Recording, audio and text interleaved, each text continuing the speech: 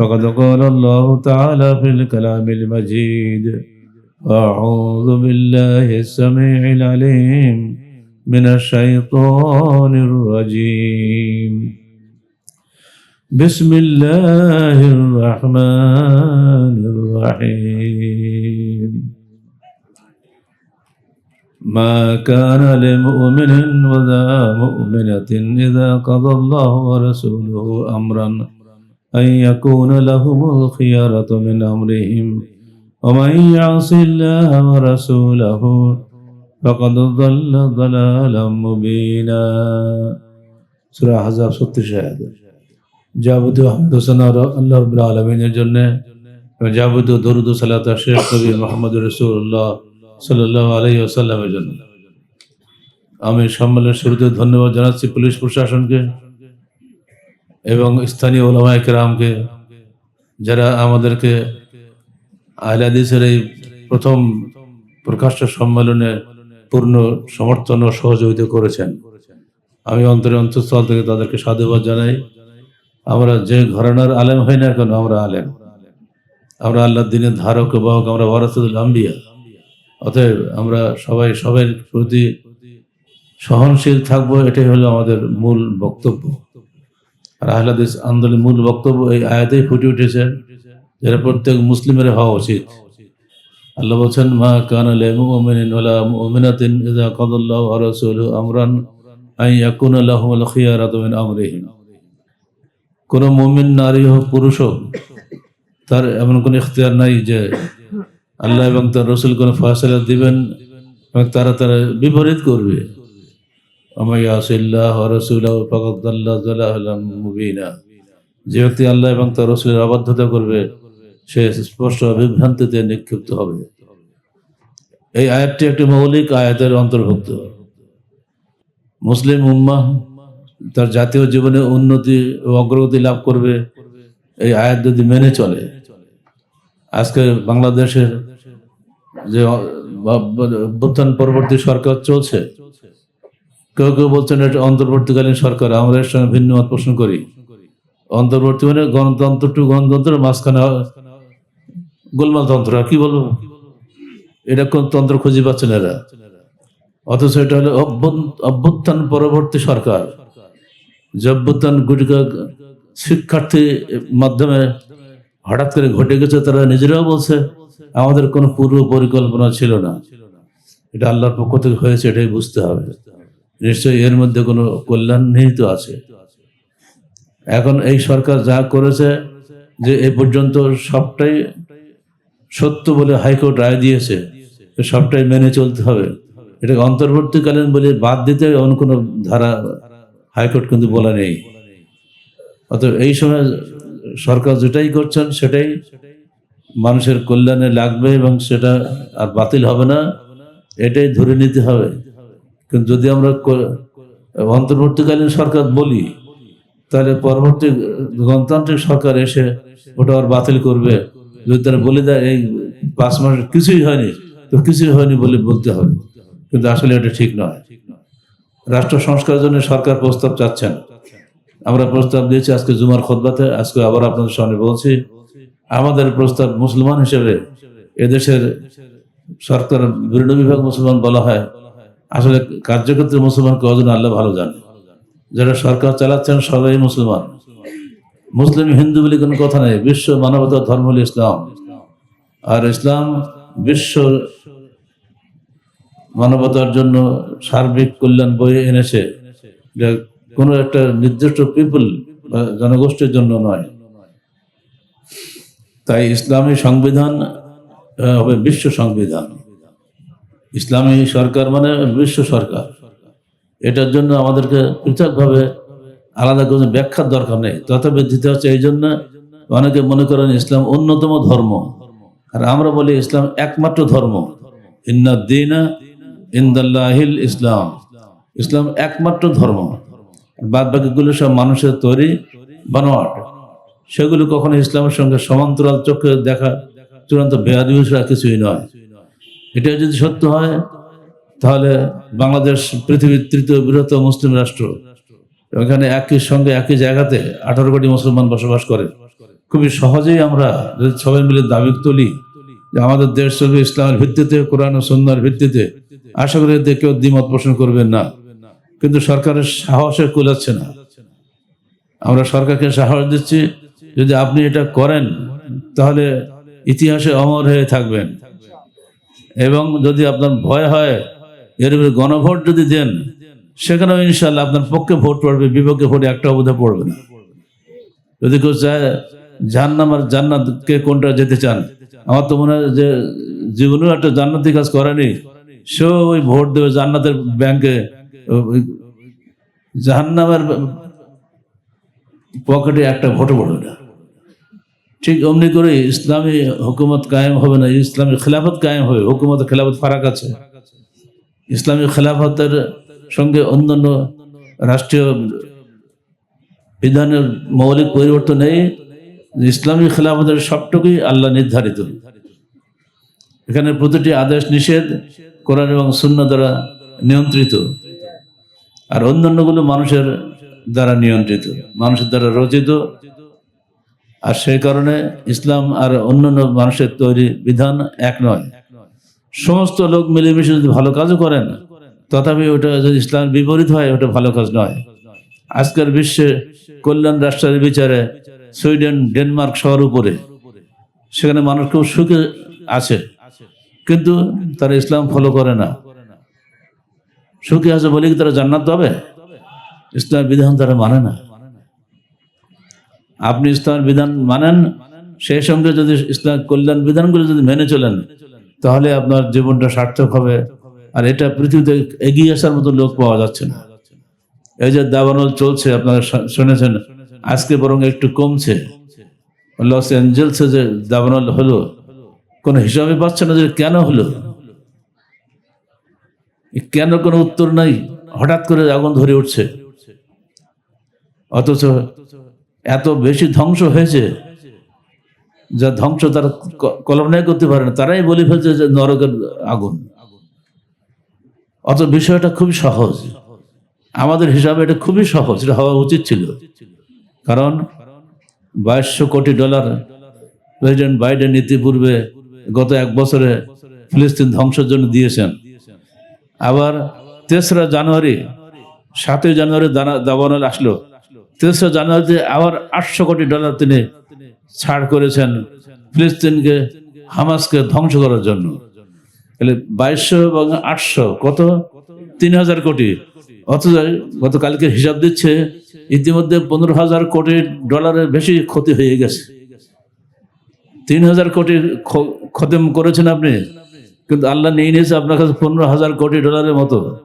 এক একটা বাড়ির দাম $10 বিলিয়ন। এই সমস্ত বড় বড় বাড়ি, আধুনিক কারুকার্য খচিত বাড়ি ধ্বংস হচ্ছে 4টির কথা মনে করেন নাকি? কিন্তু আগুনের দাহিকা শক্তি, এ তো সাধারণ আগুন না, এই আগুন তো গজবের আগুন। এর আগুনের দাহিকা শক্তি খুব বেশি। আপনি মুসলমানদেরকে হত্যা করবেন আর আল্লাহকে চুপচাপ বসে থাকবে নাকি? কারণ ফিলিস্তিন মেরাজ ধন্য স্থানের নাম। 5000-এর উপরে নবী রাসূলের সেখানে জন্ম এবং মৃত্যু, তাদের জন্মস্থান এবং কর্মস্থল। আর সেখান থেকে আল্লাহ রাসূলের মেরাজ হয়েছে। এই জায়গাগুলিকে কেউ চিন্তাই করে না। এই গায়েবী বিষয়গুলি প্রাকৃতিক বিষয় বলে সে উড়িয়ে দিতে চায়, কিন্তু আমরা বলি প্রকৃতিরও সৃষ্টিকর্তা আছেন তিনি আল্লাহ। অতএব প্রকৃতি বলে আপনি এড়িয়ে যাবেন, এটা নয়। মুসলমানকে, সারা বিশ্ববাসীকে ঈমানের দিকে আগানোর জন্য আল্লাহ পাক এই গজবগুলো নাজিল করেছেন, যেটা তিনি সূরা সাজদার মধ্যে বলে দিয়েছেন, লিউযিকাহুম বা'দাল্লাযী আমিলু লাআল্লাহুম ইয়ারজিউন। আমরা তাদেরকে ছোট ছোট আযাব দেই, কাবলাল আযাবিল আকবার, বড় আযাবের আগে, যাতে তারা স্বাদ আস্বাদন করে এবং ফিরে আসে আল্লাহর দিকে। তো এটা আল্লাহর হিসাবে একটা ছোট আযাব। বড় আযাব মানে কিয়ামতের আযাব। শুধু ওইটা দেখেই আমরা খুশি হব না। বাংলাদেশের শাসকরা যেন এমন কাজ না করেন যাতে ওই দাওয়ানোর জন্য বাংলাদেশে না আসে। এটাই আমাদের সবচেয়ে বড় ভয়। আল্লাহ পাক সেখানে দেখাচ্ছেন, আজকে আমেরিকার 50টা অঙ্গরাজ্যের মধ্যে 26টা অঙ্গরাজ্যের দিকে তুষারপাত হচ্ছে। একদিকে দাবানল, ক্যালিফোর্নিয়া, আর একদিকে হচ্ছে তুষার, এমন তুষার যে সমস্ত গাড়ি ঘোড়া সব রাস্তায় আটকে আছে, মানুষ সব ঘরের মধ্যে বসে আছে। একদিকে আগুন পুড়িয়ে দিচ্ছে, আর একদিকে আগুন ঘরের মধ্যে জ্বালে গরম করা হচ্ছে। একই সঙ্গে এই দুই ধরনের খেলা, এর চেয়ে থেকে শিখতে কিছু বাকি থাকবে? এর মধ্যে আমাদের বহু শিক্ষণীয় রয়েছে। একই সঙ্গে দেখেন একই সময়ে মক্কা মদিনায় বন্যা হচ্ছে, সব ভেসে যাচ্ছে একেবারে। কারণ মক্কা মদিনায় শাসকরা ইসলাম থেকে অনেক দূরে চলে গেছে। আজকে আপনারা দেখেছেন, আজকে কোনো কিন্তু গোপন থাকে না, যতই আপনি মাথা ঢেকে দেওয়ার চেষ্টা করেন, কাবা শরীফের রেপ্লিকা দিয়ে তার নিচে নাচ গান করা হয়, এটিকে আল্লাহ বরদাস্ত করবে? সেটাই হয়েছে সেখানে, কেন করবে? আপনি হতে পারেন সেখানকার শাসক, কিন্তু আপনি খাদেম হারামানের শরীফাইন হতে হবে, শাসক হওয়া চলবে না। কোন মক্কা মদিনার খাদেম হওয়াটাই সবচেয়ে বড় গর্বের ব্যাপার। সেইখানে যদি আপনি কোনো হস্তক্ষেপ করেন, আল্লাহ কখনোই বরদাস্ত করবে না। আজকে একই সঙ্গে তিনটা জিনিস হয়ে গেছে, দাবানল, তুষারপাত, বন্যা। এই তিনটা জিনিস আমাদের জন্য শিক্ষণীয়। বাংলাদেশে যদি একে ছোট্ট রাষ্ট্র, এখানে ছোট্ট রাষ্ট্র, 18 কোটি মানুষ বসবাস করি আমরা, যদি আজকে রাজশাহীতে দাবানল হয়, আর এখানে ঢাকাতে তুষারপাত হয়, আর বগুড়াতে যদি বন্যা হয়, ছোট্ট রাষ্ট্র তো এক জায়গায় কিছুই থাকবে না, সমস্ত দেশ পুরো সরকার হয়ে যাবে। অতএব আমাদেরকে সাবধান হওয়া উচিত, আল্লাহর দিনের দিকে ফিরে আসা উচিত, যে কোনো মূল্যে পবিত্র কোরআন ও সহিহ হাদিস অনুযায়ী জীবন গড়া উচিত। কোরআন এবং সহিহ হাদিস হচ্ছে মূল মানদণ্ড, সত্য মিথ্যার মানদণ্ড এই দুটাই। কোন জয়ীব ও জাল হাদিস কখনোই সত্য মিথ্যার মানদণ্ড নয়। আর কোরআনকে বাদ দিয়ে কোনো জিনিসই আমরা সত্য বলে মানতে পারি না, কোনো জ্ঞানী মানুষ মানতে পারে না। পৃথিবীর কোনো জ্ঞানী মানুষ নাই যে কোরআন এবং সুন্নাহকে অস্বীকার করেছে। সবাই এ ব্যাপারে একমত যে কোরআন আল প্যারালাল, অতুলনীয় গ্রন্থ। আজকের যত বড় বড় পণ্ডিত বলে আমরা জানি পিছনের দিকে, প্লেটো, অ্যারিস্টটল, তারা সবাই কিন্তু স্বীকার করতে বাধ্য হয়েছে যে আসলে religion without science is lame, আবার science without religion is blind. Science ধর্ম ব্যতীত অন্ধ, স্বীকার করতে বাধ্য তারা। যদি তারা সায়েন্স করেছে কিন্তু রিলিজিয়ান করেনি, রিলিজিয়ান তো আমাদের কাছে। রিলিজিয়ান করলে যথেষ্ট, সায়েন্স না হলেও কিছু যায় আসে না, কিন্তু সায়েন্স করতে হবে রিলিজিয়ানকে বাঁচিয়ে, রিলিজিয়ানকে সামনে রেখে আপনাকে সামনে এগিয়ে যেতে হবে। সে রিলিজিয়ান হলো আল্লাহ দেওয়া রিলিজিয়ান, মানুষের বানোয়াট রিলিজিয়ান নয়। মানুষের হৃদয়ের বিশ্বাসটাই বড় জিনিস, বিশ্বাস অনুযায়ী কর্ম হয়, কর্ম আপনাকে হতে হবে পবিত্র কোরআন ও সহিহ হাদিসের আলোকে, এর বাইরে নয়। দূর অতীতে সাহাবায়ে কেরাম যে কর্ম করেছিলেন, শুধুমাত্র আল্লাহ রাসূলের পক্ষ থেকে দাওয়াত পাওয়ার পরে তিনি যখন দাওয়াত দিচ্ছেন, মানুষ তার দাওয়াত কবুল করে নিচ্ছিল। কেন? সে যুগটা একবার আইয়ামে জাহিলিয়াতে চিন্তা করে দেখুন। আইয়ামে জাহিলিয়াতে যা ছিল, কিছু কিছু বর্ণনা আপনারা শুনলেন কিছু আগের বক্তার কাছে। আবু লাহাবের কথা শুনেছেন, তার স্ত্রী, তার বাড়ির দাসীর মুক্তির কথা শুনেছেন, কিন্তু আবু লাহাব ইসলাম কবুল করেনি। যেদিন আবু লাহাব সহ সবাইকে আল্লাহ রাসূল ডাকলেন, দাওয়াত দিলেন, সেদিন কিন্তু কেউ কথা বলেনি। আবু লাহাবই বলেছিল, আলে হাজা দাওয়াতানা, তুমি এই জন্য আমাদেরকে ডেকেছ বলে পাথর উঁচু করে মেরে দিয়েছিলেন তাকে। আর তখনই আল্লাহর পক্ষ থেকে আয়াত নাজিল হলো, তাব্বাত ইয়াদা আবি লাহাব ওয়া তাব্বা, আবু লাহাবের 2 হাত ধ্বংস হোক, এবং সে ধ্বংস হয়েছে। আবু জাহালের নাম কিন্তু কোরআনে আসেনি, আবু সুফিয়ানের নাম কোরআনে আসেনি, আবু লাহাবের নাম কোরআনে এসেছে, কারণ সে চূড়ান্ত বেয়াদবি করেছিল। অথচ সেই ছিল আল্লাহ রাসূলের বিহাই, 2 ছেলের সঙ্গে তার 2 মেয়ের বিয়ে হয়েছে, এক নিকটতম প্রতিবেশী, খুব ক্লোজেস্ট নেবার। অথচ তার এই বেয়াদবিটাই আল্লাহ রাসূল সহ্য করেছেন, আল্লাহ সহ্য করেননি। ইসলামের যারা যত নিকটের লোক, উলামা কিরাম, তাদের মধ্যে 1 নম্বরে ওয়ারাসাতুল আম্বিয়া, তাদের পক্ষ থেকে কোরআন এবং সুন্নাহর খেদমত মানুষ আশা করে, তারাই সমাজের পরিচালক। তাদের মাধ্যমে পবিত্র কোরআন এবং সহিহ হাদিসের বিধান যদি সমাজের সর্বত্র দাওয়াত চলে যায়, তো পুরো সমাজটাই একমুখী হয়ে যাবে, বিভিন্নমুখী হবে না। কিন্তু আজকাল আমার দুর্ভাগ্য বিভিন্নমুখী হয়ে গেছে, এটা আমাদের ভুল হচ্ছে। আহলে হাদিস আন্দোলন বাংলাদেশ দেশের সকল মানুষকে পবিত্র কোরআন ও সহিহ হাদিসের আলোকে জীবন করার আহ্বান জানায়, অন্য কিছু নয়। রাজনীতি করুন, আপনার রাজনীতি হবে কোরআন এবং সুন্নাহর আলোকে। আপনি অর্থনীতি করুন, কিন্তু অর্থনীতি হবে কোরআন সুন্নাহর আলোকে, যেন পুঁজিবাদ যেন সেখানে না এসে পড়ে। ধরে নেন আপনি ওষুধ দিবেন, কিন্তু আপনি বলে দিলেন যে না, ওষুধ দরকার নেই, যে জমিতে খাজনা আছে সে জমিতে ওষুধ নাই, ফলে একটা কোরআনের বিধান নষ্ট হয়ে গেল। আতু হাক্কাহ হাসাদিহি, যেদিন তোমার ফসল কাটো সেদিন তোমার ওষুধ দিয়ে দাও, এটা কোরআনের নির্দেশ, হাদিসেও রয়েছে। কিন্তু একটা মওযু বা জাল হাদিসের ভিত্তিতে এই পুরো খারাজে পুরো ওষুধের ব্যবস্থাটাই নষ্ট হয়ে গেল। এই একটি ফতোয়া যদি মেনে নিই আমরা, তাহলে বাংলাদেশে ইসলামী হুকুমত কোশ্চিনকালে কায়েম হতে পারবে না। কারণ ইসলামী অর্থনীতি ছাড়া হুকুমত কায়েম করে কোনো লাভ নেই। অর্থনীতির মূল মেরুদণ্ডই হচ্ছে ওষুধ এবং জাকাতে। জাকাতের বেলায় বলা হলো, যদি কেউ জাকাত ফাঁকি দেয়, প্রতি বছরে সাধারণত আমাদের দেশে রমজান মাসে জাকাত দেয়, 25শে রমজানে আপনি জাকাত দিলেন, আগামী বছর 23 রমজানে এসে পুরা সম্পত্তি আপনি স্ত্রীকে হেবা করে দিলেন।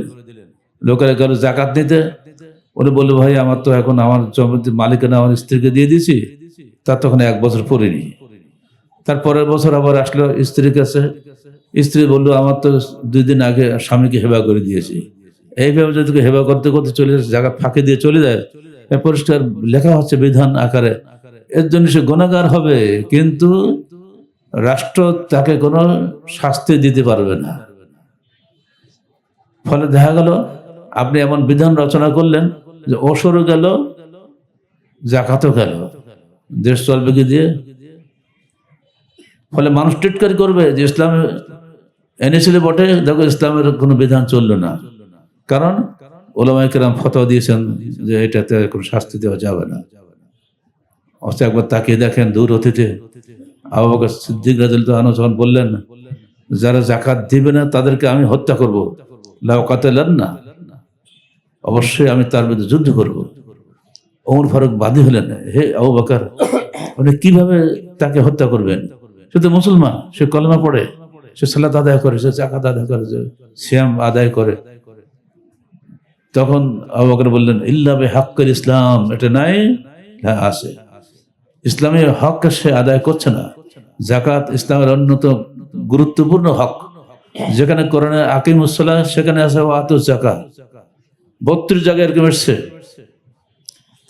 তখন ওমর বলল, যা এখন আমার দিলটা সারাহা সাদরাহু, আবু বকরের সিনাটা প্রসারিত হয়েছে, আমিও তার সঙ্গে একমত হয়ে গেলাম। এই কিছু বিষয় রয়েছে যে আমাদের আলেমদের বুঝতে সমস্যা হয়। সেই যুগে যদি ওমরের বুঝতে সমস্যা দেরি হলো বুঝতে, আমাদের তো এরকম ভুল হতে পারে। অতএব আমাদের উচিত চিন্তা ভাবনা করা, যে কোনো ব্যাপারে সামাজিক বিধানগুলো ঐক্যবদ্ধ হোক, এটা আমরা কামনা করি। এদেশের সালাত নানা ধরনের, এদেশের সিয়াম নানা ধরনের, এটা নিয়ে এত বিধান, এত মসজিদ আলাদা, এসব কিছু পিছনে কিন্তু আমাদেরই অবদান। আমরা যদি এগুলো বলি যে বাবা এগুলো কোনো সমস্যা নাই, তুমি এইটা করো, এটা সহিহ হাদিস মেনে চলো, আর এটা সহিহ হাদিস নয়, তুই ইচ্ছা করলে মানতে পারো, তুই ছাড়তে পারো, সহজ হয়ে যায় জিনিসটা। আমরা এই বিষয়টা খুব সহজে করতে পারি। সালাতে, সিয়ামে, হজে, জাকাতে সব জায়গায় আজকাল বিভেদ চলছে। আমি সর্বশেষ হজ করেছি 2018 সালে।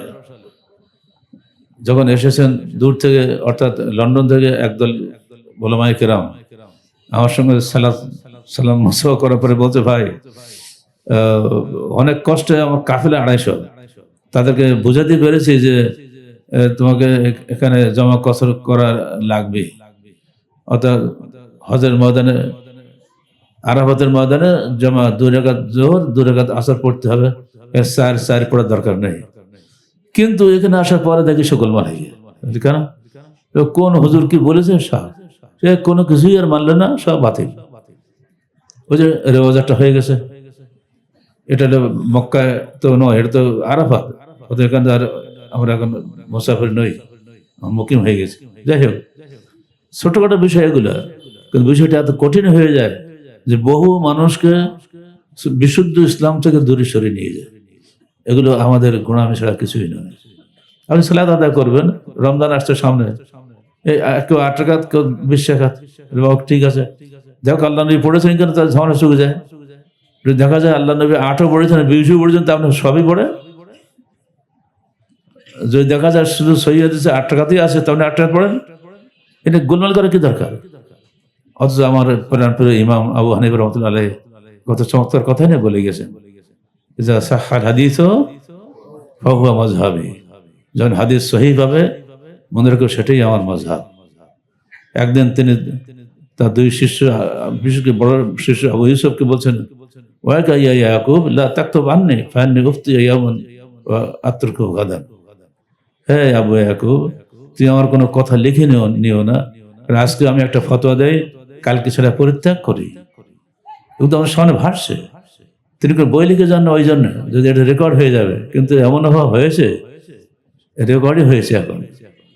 বলে এগুলো আমাদের মযহাবি শিআর হয়ে গেছে, নিদর্শন হয়ে গেছে। মযহাবি শিআর একটাই হবে ইসলাম, এখানে কোনো অন্য কোনো নিদর্শন চলবে না। পবিত্র কোরআন এবং সহিহ হাদিসের মূল বিষয়টাই যদি আমরা ধরি সবাই মিলে, কোনো গোলমাল থাকবে না। বিবাহ শাদী পর্যন্ত হচ্ছে না এই মযহাবি গোলমাল করে, এগুলো দূর করতে হবে। আমরা সবাই মুসলমান হতে চাই এবং এক আল্লাহ এবং এক রাসূলের অনুসারী হতে চাই।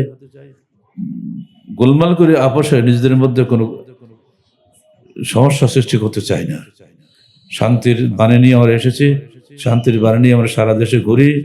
সকল মানুষকে আমরা একটাই দাওয়াত দিই, আসুন পবিত্র কোরআন ও সহিহ হাদিসের আলোকে জীবন গড়ি। ঠিক অমনি করে রাষ্ট্রীয় জীবনে আমরা বলি, সকল বিধান বাতিল করো। মনে নেই আপনাদের? বলেন, সকল বিধান বাতিল করো, ওহির বিধান কায়েম করো। এক কথা শেষ। কোরআন আল্লাহর ওহী, হাদিস আল্লাহর ওহী, সেখানে যা আছে সেটা বিধান কায়েম করেন। এর বেশি ব্যাখ্যার দরকার নেই। যখন যেটা সমস্যা আসবে আপনি কোরআন বের করেন, না বলে হাদিস বের করেন, সব পেয়ে যাবেন। কোরআন হাদিসে এমন কোনো বিষয় নাই যে ছেড়ে গেছে, আমার ফাররাতনা ফিল কিতাব, আল্লাহ বলে আমি এই কিতাব কিছু ছেড়ে যায়নি। একটু চিন্তা করলে সব পেয়ে যাবে। ফলে আজকে রাষ্ট্র আগাতে পারছে না আমাদের গোলমালের জন্য, আর আমরাও আগাতে পারছি না আমাদের ভাই ভাই বিরোধের জন্য। আমরা কি কোনো মতে ভাই ভাই হতে পারি না? ভাই ভাই হওয়ার আহ্বান জানাচ্ছি আমি আপনাদের সবার কাছে। পরস্পরের বিভেদ রাখবেন না। পবিত্র কোরআন ও সহিহ হাদিসের আলোকে জীবন গড়ার আহ্বান জানাচ্ছি, যাতে সকল বিরোধ মিটে যায় এই 2 কোষ্ঠী পাথরের মাধ্যমে। ইনশাআল্লাহ মিটবে। যদি আপনি বলেন যে সবগুলো হয়ে গেছে, কোনো সমস্যা নেই, তাহলে তো বলতেই হবে যে আমাদের কথাগুলোর মধ্যে ভুল আছে। মানে এক এক মুজাহির এক এক ফেকা, সব মিলিয়ে যে থাকে। 4টে মুজাহির, 4 মুজাহির কেন, 4টে ফেকা কেন হবে? একটা ফেকা হওয়া উচিত। আমরা চাই সকল মযহাবের যেগুলো সহি সেইগুলো মানতে। হানাফি মযহাবে যেগুলো সহি আছে, শাফি মযহাবে যেগুলো সহি আছে, মালিকি মযহাবে যেগুলো সহি আছে, হাম্বলি মযহাবে যেগুলো সহি আছে, এই সহিগুলোই আমরা মানতে চাই। এতে কারো আপত্তি আছে? সব মযহাবে কিছু না কিছু সহি আছে। সবটা যে একটানা জয়ীব, এটা কোনটা নেই। সবই আমরা সুন্নি। এটা আমাদের বড় প্লাস পয়েন্ট বাংলাদেশে, যেখানে শিয়া খারেজি নেই বললেও চলে। আমাদের মিলন খুবই সহজ। মুসলিম ঐক্যের মূল মন্ত্রই হচ্ছে পবিত্র কোরআন এবং সহিহ হাদিস। এই মূল মানদণ্ডে আমরা ফিরে আসি, ইনশাআল্লাহ আমাদের মধ্যে যাবতীয় সমস্যার সমাধান হয়ে যাবে। আমি এই মৌলিক বিষয়টি আপনার সামনে তুলে ধরার চেষ্টা করছি। আশা করি বুঝতে পেরেছেন। আমাদেরকে কেউ ভুল বুঝবেন না। আমরা পরস্পরের বিবাহের সম্পর্কে আবদ্ধ। আমরা পরস্পরের পিতৃ বা মাতৃ পৃথক একটা সিলসিলার মধ্যে আমরা আবদ্ধ। কারোর হানাফি শ্বশুর, মাতৃকুল পুরোটাই হলো হানাফি, কারোর পিতৃকুল পুরোটাই হলো আহলে হাদিস। তাই বলে করে মারামারি করি নাকি? কোনো জায়গায় কোনো গোলমাল নাই। কিন্তু ধর্মীয় মজলিসে যখন আমরা আসি, তখন আমরা পৃথক হয়ে বসি। আমি সবচেয়ে খুশি হতাম যদি আজকে চিটাগাংয়ের উলামায়ে কেরাম যদি এই স্টেজে আমার পাশে বসতেন, আমি তাদেরকে সবচেয়ে বেশি খুশি হতাম। তারা যদি দাওয়াত দেন আমি তাদের সঙ্গে যাওয়া বলবো, কোনো সমস্যা নেই। আহলে হাদিস আন্দোলন বাংলাদেশ পবিত্র কোরআন এবং সহিহ হাদিসকে মানদণ্ড হিসেবে গ্রহণ করে, এর বাইরে আমরা যাই না। আমাদের এই আকীদা আমল আমরা যদি পছন্দ করেন, ইনশাআল্লাহ আপনি আপনার ভাই। আর যদি বলেন তোমার হচ্ছে কোনো কথা শুনতে রাজি নই, এটা আমার কিছু কথা নেই। আল্লাহ পাক আমাদের সবাইকে পবিত্র কোরআন ও সহিহ হাদিসের আলোকে জীবন গড়ার তৌফিক দান করুন। এই আহ্বান রেখে আমি আপনাদের কাছ থেকে বিদায় নিচ্ছি। আকুলু কওলি হাযা আস্তাগফিরুল্লাহ লি ওয়া লাকুম ওয়া লিসাইরিল মুসলিমিন। আসসালামু আলাইকুম ওয়া রাহমাতুল্লাহি ওয়া বারাকাতুহু।